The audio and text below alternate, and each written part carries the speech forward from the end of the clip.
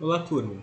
Na nossa sexta aula de Formação Econômica do Brasil, daremos continuidade à parte do livro de Celso Furtado que discute a economia escravista de agricultura tropical nos séculos XVI e XVII, no qual abrange a ascensão e queda do setor açucareiro na economia brasileira e o início e ascensão também da economia mineira.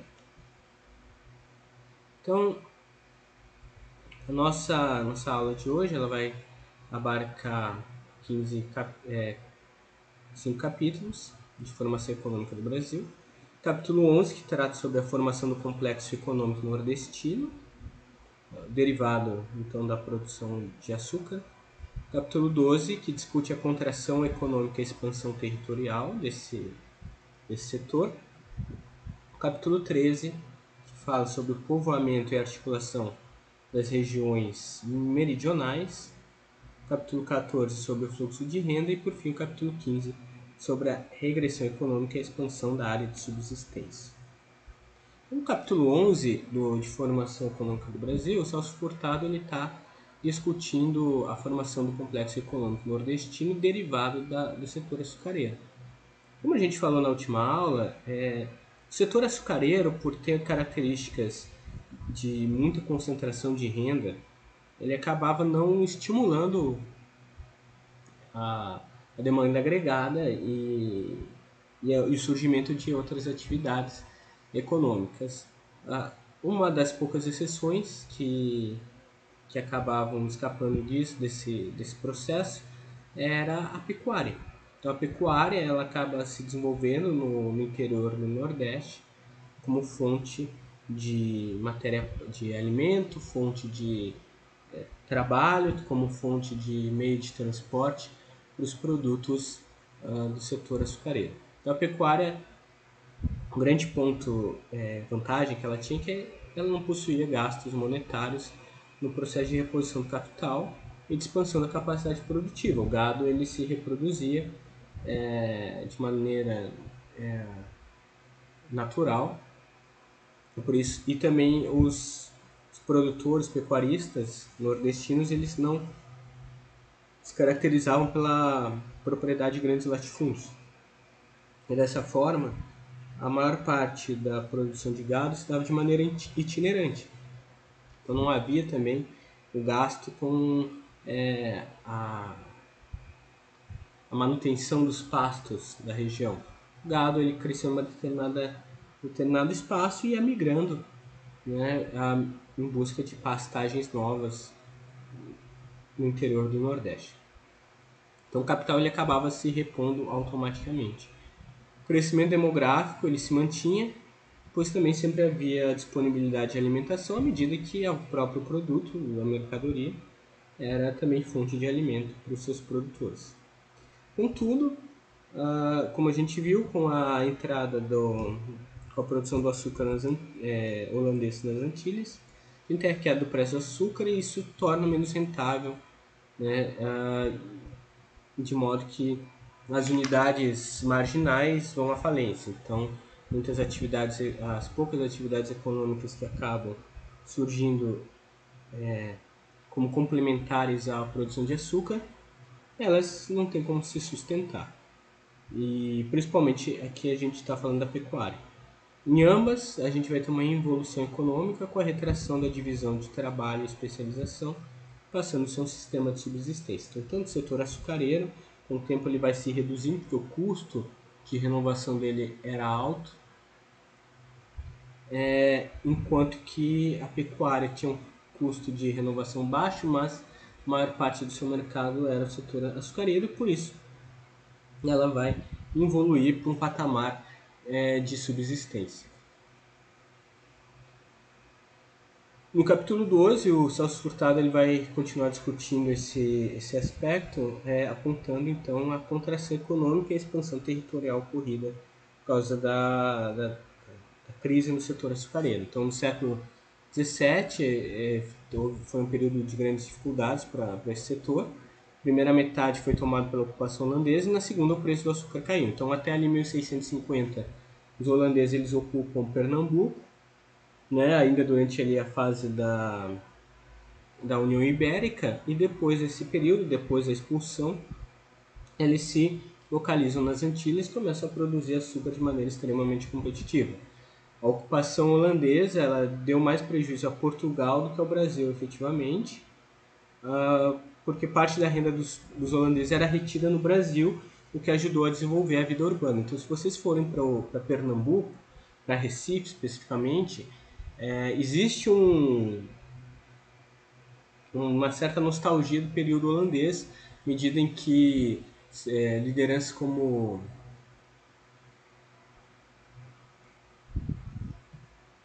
à medida em que essas lideranças se estabeleceram na região e desenvolveram a cidade de Recife, urbanizaram ela, criaram edificações, canais, geraram muita renda, investiram em igrejas, construção de infraestrutura de maneira geral, e isso fez com que ainda hoje eles tenham uma lembrança positiva para parte da população de Recife. Então, nomes como Maurício de Nassau, eles são ainda reverenciados nessa região como símbolos que trouxeram desenvolvimento urbano para Pernambuco, decorrente da produção do açúcar.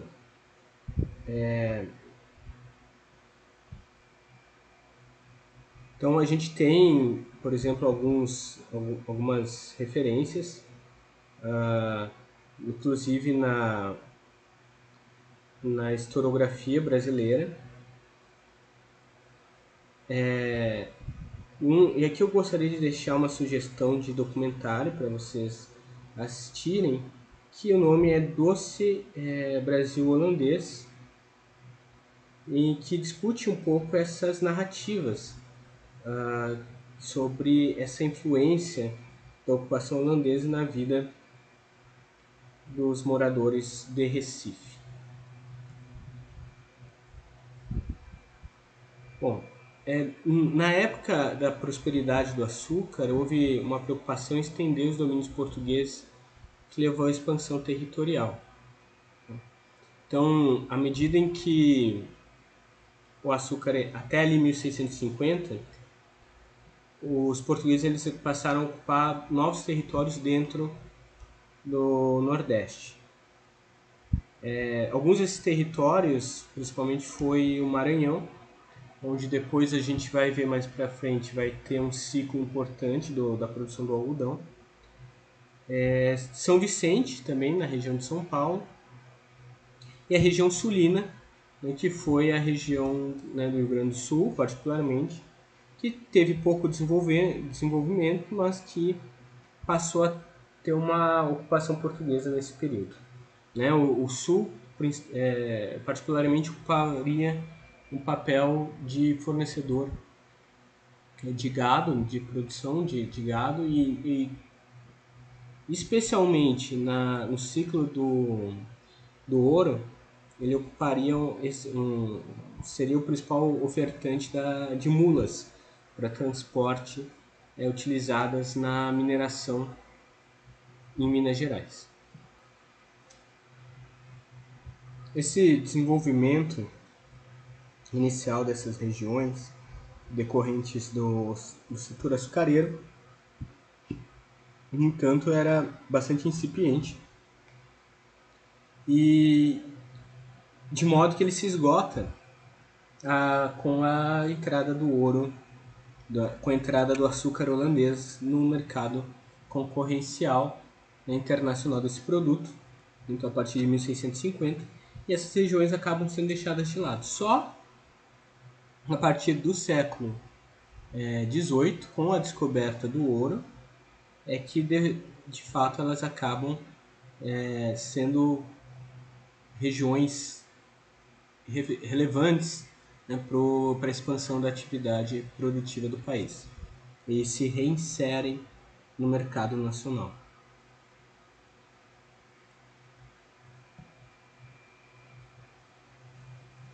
Então, em 1700 a gente vai ter a descoberta do ouro, e inicialmente o ouro é descoberto tanto em Minas Gerais, mas também aqui na região do Centro-Oeste, na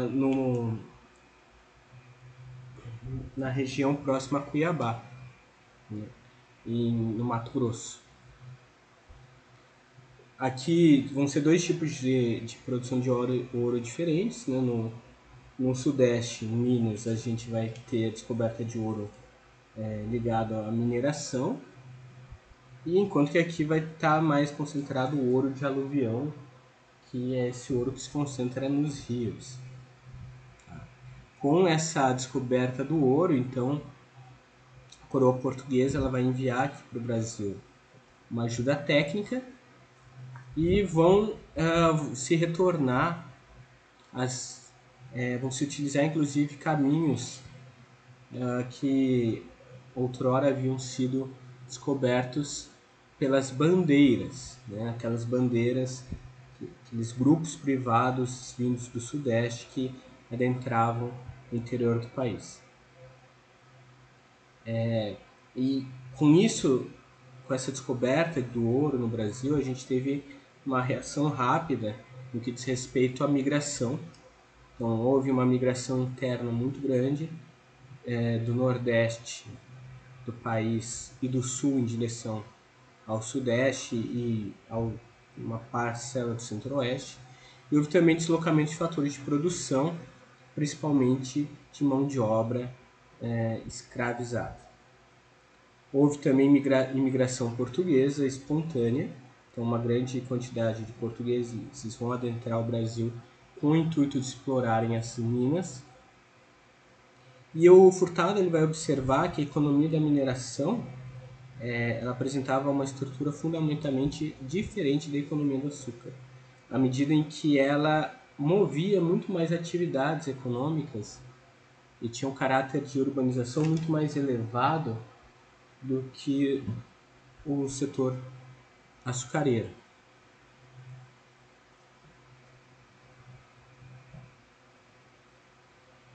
Celso Furtado ele vai observar que, se bem que a base da economia mineira também seja o trabalho escravo, por sua organização geral ela se diferencia amplamente da economia açucareira. Os escravos em nenhum momento chegam a constituir a maioria da população. Por outro lado, a forma como se organiza o trabalho permite que o escravo tenha maior iniciativa e que circule um meio social mais complexo. Muitos escravos chegam a trabalhar por conta própria, comprometendo-se a pagar periodicamente uma quantia fixa a seu dono, o que lhes abre a possibilidade de comprar a própria liberdade. Então, a forma de se estruturar, inclusive, a divisão do trabalho na economia mineira se distingue muito do setor açucareiro. Ademais, ela não só estabelece uma maior flexibilização da escravatura, no sentido de permitir aos escravos iniciativa de produção e de alforria, como também ela possibilita uma maior incorporação de mão de obra livre no processo produtivo, que isso vai ter um efeito na mobilidade social, na estrutura da pirâmide social do país muito grande, se comparado ao ciclo anterior, que a gente vai discutir um pouquinho mais para frente na aula de hoje.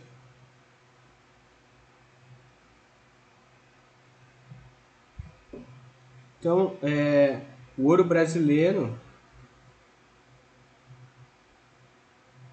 ele, como eu disse, ele vai ter dois tipos. O primeiro vai ter o ouro de aluvião e vai ter o ouro das minas. Tá? Então, o primeiro que vai ser descoberto vai ser o ouro de aluvião, encontrado na região centro-oeste, e isso gerava maiores oportunidades para indivíduos de pequenas posses do que o ouro em minas. E tinha implicações também para a ocupação da terra, à medida em que o ouro de aluvião necessitava de muito menos capital para sua exploração, porque é um ouro encontrado nos rios.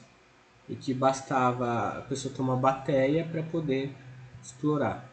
Ao mesmo tempo, como ele se encontrava em regiões mais interiorizadas, e também possibilitava uma maior ocupação do território brasileiro.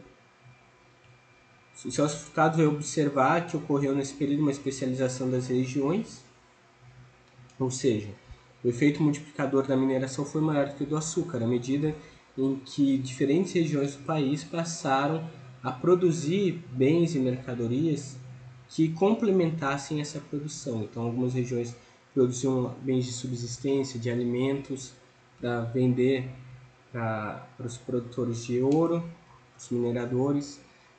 Algumas regiões, como o sul do país, produziam gado e mula. E a produção de gados e mulas, né, que teve uma demanda maior do que no ciclo do açúcar, e isso possibilitou a integração de regiões do país como o sul e o centro-oeste, que passaram a serem os principais produtores desse tipo de animal, que servia tanto para alimento como para transporte e trabalho. Se a gente olhar a composição da mão de obra também, a gente vai ver que lá no ciclo do açúcar, em 1600, a mão de obra livre representava algo em torno de 40% da mão de obra total. Enquanto que no período da economia mineira, já em 1766, ela vai subir para 50% e vai chegar lá em 1808 um auge de 70% da mão de obra que trabalhava na economia brasileira. Então, não que a população escravizada não tivesse crescido, ela continuou crescendo. Nesse período, ela vai se reduzir lá em 1808, mas até 1800 ela vai ter esse crescimento. E mesmo assim, a participação da mão de obra livre vai aumentar, tanto pelo aumento demográfico da população, mas também pela entrada de trabalhadores imigrantes que de fato exerciam funções, trabalhos autônomos, tinham seu próprio negócio, etc. Então acabavam fazendo com que essa composição se alterasse. Além disso, a produção do ouro, principalmente no Sudeste, possibilitou o desenvolvimento urbano. Então, similar ao que aconteceu lá em Recife com os holandeses, a gente vai ter aqui, principalmente em Minas Gerais, um desenvolvimento urbano muito grande, construção de grandes estruturas, edificações, prédios, financiados em grande medida pela produção do ouro. E aqui a gente tem essa foto de 1880, o processo de produção do ouro de aluvião, né? Então vocês veem que o trabalhador que está agachado, não, o trabalhador escravizado, ele tem uma bateia na mão dele, né, que é um tipo de forma no qual ele coloca água e, fazendo movimentos circulares com ela, ele consegue captar, né, pedaços de ouro no rio, e com isso ele, né, tem esse processo de acumulação de ouro, tá? Então é mais difícil, a quantidade de ouro que é retirada é muito menor, um trabalho muito mais desgastante, mas o custo de produção também é bem menor do que a mineração. Consequência da mineração, de maneira geral, a gente teve essa corrida para a região das Minas Gerais. Teve algumas crises de desabastecimento, porque inicialmente haviam muitos trabalhadores para pouco alimento, né? Então, até ocorrer uma oferta maior de bens de subsistência trazidos pelas outras regiões, né? Na região das Minas Gerais a gente teve desabastecimento. Houve na Europa, com a entrada do ouro brasileiro, uma inflação muito alta, a urbanização e fixação do homem no interior aqui no Brasil, o deslocamento do eixo econômico, saindo do Nordeste, onde se produziu açúcar, para o Sudeste. E ainda a gente teve o movimento barroco, né, que é um movimento artístico, que tem como principal referência o Aleijadinho. E a gente teve também o aumento do fiscalismo português, né, ou seja, com a maior produção de ouro, Portugal passa a atuar de maneira mais intensa na tributação, o que vai levar, inclusive, nesse período, a construção de santos para as igrejas, mas ocos. E esses santos ocos, eles serviam para sonegação de impostos, onde o proprietário do santo colocava dentro dele ouro, né? Pepitas de ouro, de maneira que não fossem capturadas pelo fisco. E daí vem a expressão do santo do pau oco. O outro ponto é que, como principalmente para a produção de ouro de aluvião, os custos de produção eram muito baixos, muitas pessoas passaram a integrar esse setor, permitindo uma maior mobilidade social. Então houve muitas pessoas que enriqueceram, ou que pelo menos ascenderam socialmente durante essa fase. Não havia necessidade de ter uma autorização, por exemplo, do Estado português para tu ter um engenho como era no período açucareiro. Agora qualquer um poderia explorar esse tipo de trabalho. Então a gente tem dois tipos, né, aqui de trabalhadores, os que vão trabalhar nas lavras, a mineração de lavras, a mineração de faisqueiras. A de lavras são aquelas de ouro de mina, em que elas são fixas, usavam principalmente trabalho escravo, usavam técnicas sofisticadas e eram muito mais onerosas para a produção. Então, geralmente, pessoas mais ricas atuavam nela. E as faisqueiras, que eram as ligadas ao ouro de aluvião, né, que tinha um caráter mais itinerante, porque o ouro ele se deslocava com o rio, então a pessoa ia percorrendo as margens do rio tentando coletá-lo. A maior parte dos trabalhadores eram livres e as técnicas eram rudimentares, com o uso da bateia, né, como forma de explorá-lo. Em relação ao fluxo de renda, que lá no capítulo 14 o Celso Furtado vai discutir, a gente vai ter o auge da produção do ouro mais ou menos em 1760, onde se produzia algo em torno de 2,5 milhões de libras esterlinas por ano. Vai haver uma queda em 1780 para menos de 1 milhão de libras. E a renda total da economia mineira era de 3,6 milhões por ano. Ou seja, vejam que se a gente pegar no período do auge, quase praticamente um terço dela, da renda não vinha do ouro, vinha de outras atividades complementares, as quais estão ligadas ao trabalho livre, né, a produção de gado, a produção de mula, a produção de alimentos. Né? Então, tinha um efeito de encadeamento muito maior do que o setor açucareiro. O encadeamento aqui é a possibilidade de trazer outras atividades para o processo de produção, né, numa cadeia de atividades ligadas uma à outra, gerando renda dentro desse processo. Então, à medida em que o setor de ouro crescia, ele também fazia com que outras atividades também crescessem. A renda per capita do ouro era de algo em média de 12 libras por pessoa livre. No açúcar, a média era de 66, então era mais alta, porém, essa renda, embora fosse mais alta, era também mais concentrada e com menos efeito multiplicador. A renda do ouro era menor porque haviam mais pessoas, né? E ainda para completar,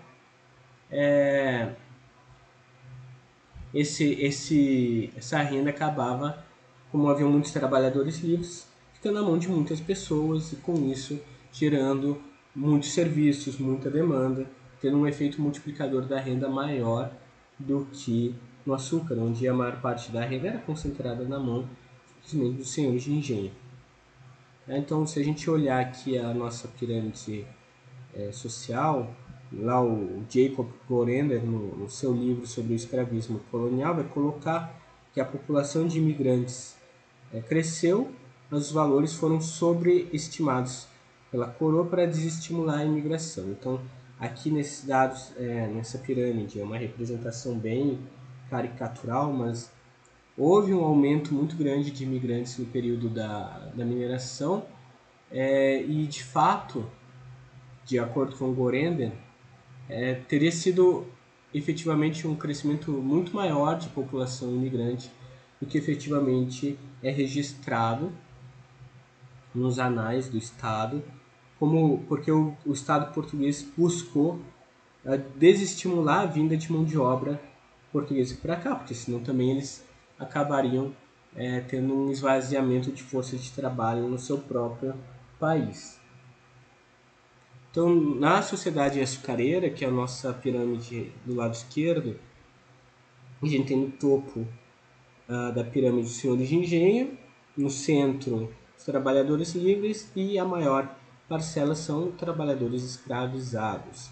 Quanto que na sociedade mineradora, a gente tem no topo a elite mineradora, os proprietários das minas, no centro a classe média, né, que são os trabalhadores livres, e que vocês veem que ocupam a maior parcela da pirâmide, e na base os trabalhadores escravizados, que são uma parcela comparativamente ao resto da sociedade menor, o que era ainda mais na sociedade açucareira.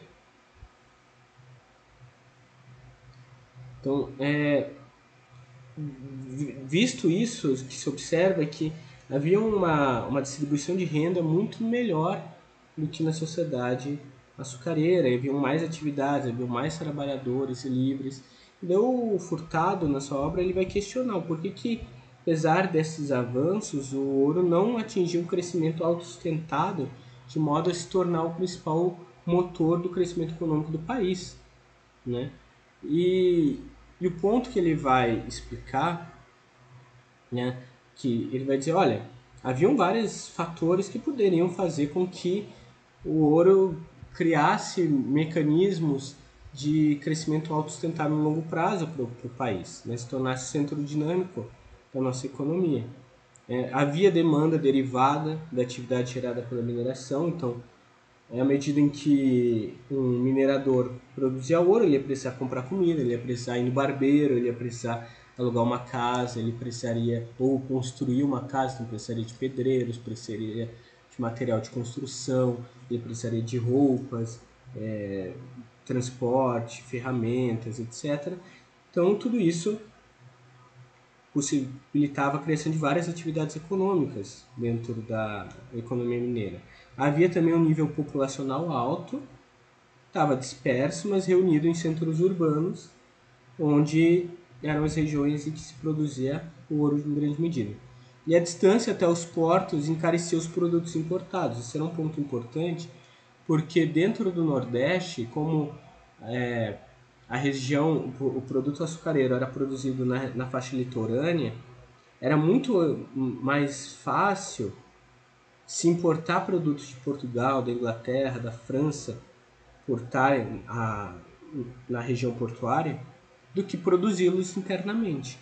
Já que no setor de mineração, como a maior parte dos centros produtores de ouro estão mais para o interior e muito longe do setor dos portos, e lembrem, aqui a gente está num período que não havia trem, né? Não tem carro, não tem trem, não tem estrada de qualidade. Então chegar até os portos realmente era muito difícil, levava muito tempo, as viagens levavam meses. Então, o que acontece? Se tornava muito mais caro importar produtos. Então se cria aqui um ambiente em que era possível, por exemplo, estabelecer uma substituição de importações através da criação de manufatura interna. De o Brasil passar a produzir seus próprios produtos de consumo, manufatura, roupas, etc. Mas isso não ocorre. E o Celso Furtado vai tentar explicar o porquê que isso de fato não se evidencia. A primeira explicação mais potencial é que Portugal proibia a implantação de atividades manufatureiras no Brasil. Então, razão do pacto colonial, isso não acontecia. Mas o Furtado ainda traz outro elemento, que é o seguinte, olha, além do pacto colonial, o ponto central é que havia uma incapacidade técnica dos imigrantes para iniciar atividades manufatureiras numa escala ponderável. Os imigrantes que vinham para o Brasil eram imigrantes portugueses. E diferente da Inglaterra, na qual já havia passado por um processo de produção manufatureira, estava se iniciando a revolução tecnológica, a revolução industrial, Portugal não passara por isso. Então, a maior parte da população ela era habituada à pesca, ao comércio, à produção de produtos agrícolas e não de produtos manufaturados. Então, mesmo se deslocando de Portugal vindo para uma região que esse tipo de mercadoria pode vir a ter mercado efetivo, ser produzida, não há o conhecimento técnico para isso. E lembrem, a gente está num período, mais uma vez, não tem internet, não tem telefone, a maior parte da população é iletrada. Né? Então, a gente está num momento em que o conhecimento produtivo ele é muito mais tácito, ele decorre da experiência que a pessoa tem trabalhando na empresa, trabalhando na manufatura. E não é o caso dos imigrantes portugueses que vêm para cá. Então, Furtado diz que isso se torna um real limitante. E esse limitante está atrelado ao próprio processo de desenvolvimento de Portugal. Né? O porquê que não surge manufatura em Portugal. Então, na obra dele, vai ser apresentado um pressuposto que é tentar entender o que aconteceria com Portugal se tivesse adotado políticas protecionistas e se não tivesse adotado políticas protecionistas. Então, o Furtado ele vai observar o seguinte, olha, a realidade é a seguinte, a gente tem um período em que o setor açucareiro entra em crise, a exportação do açúcar cai, isso traz dificuldades econômicas a Portugal, que não consegue importar produtos. Em 1684, a gente tem um fomento a manufaturas de têxteis, é uma política protecionista. Contudo, a gente tem mais dificuldades econômicas e Portugal tem mais uma vez dificuldade de importar bens. Há uma reação dos produtores de vinho, principalmente, porque eles não conseguem exportar o seu produto, eles têm custos muito elevados de produção comparativamente ao preço do seu produto. E lá em 1703, lembrem que Portugal já tinha uma relação muito próxima com a Inglaterra decorrente da própria guerra de independência de Portugal frente à União Ibérica, que foi financiada pela Inglaterra. Se estabelece o Tratado de Mettenheim. Esse tratado ele é o famoso Tratado de Panos e Vinhos, lá que vocês veem com o Davi Ricardo em HPE. Então, nele se coloca que os ingleses reduzem a tarifa sobre o vinho português, enquanto que Portugal retira o embargo sobre tecidos ingleses. Então, o que acontece? Os tecidos ingleses que eram mais competitivos, eles tinham um custo de produção mais baixo, sem as tarifas eles se tornam muito mais baratos que os produtos portugueses e eles adentram toda a indústria, toda a economia portuguesa. Isso leva a uma quebra da manufatura portuguesa. Então, por esse motivo, não se estabelece um setor manufatureiro em Portugal. Daí a gente o Furtado ele vai pressupor agora duas realidades. A primeira é continuando o que de fato aconteceu, e seus impactos aqui para o Brasil, e uma realidade paralela em que, por algum motivo, se retoma o protecionismo. Tá? Então, na realidade paralela, supõe-se que lá em 1700 o Portugal não tenha descoberto o ouro no Brasil. Então, não se descobriu o ouro, isso vai gerar problemas de balanço de pagamentos em Portugal, porque o vinho não é capaz de pagar o tecido. Embora o vinho tenha um preço internacional mais alto que o tecido, a gente tem que considerar que o consumo de vinho é muito menor do que o de tecido. Dessa forma, na balança comercial, Portugal vai ficar numa situação sempre deficitária em relação à Inglaterra.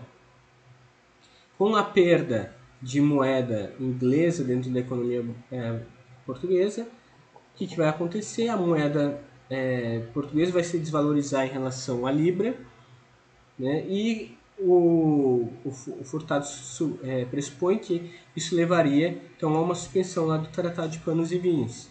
Com a suspensão do Tratado de Panos e Vinhos, Portugal reinstauraria protecionismo, com isso a manufatura portuguesa começa a se desenvolver lentamente e os migrantes portugueses que viriam para o Brasil aí trariam técnicas eventualmente surgidas, técnicas mais avançadas, e isso poderia trazer surgimento de manufatura no Brasil. Então, se o ouro tivesse sido descoberto não em 1700, mas, ou seja, antes do Tratado de Panos e Vinhos, mas posteriormente a ele,